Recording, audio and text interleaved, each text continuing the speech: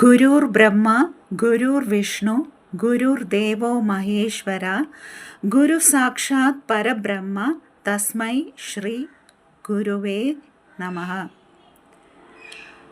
അടുത്തതായി മഹാദേവനെ സ്തുതിക്കുകയാണ്.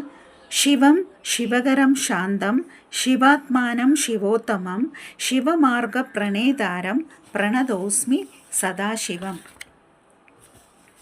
അടുത്തത് മഹാവിഷ്ണുവിനെ.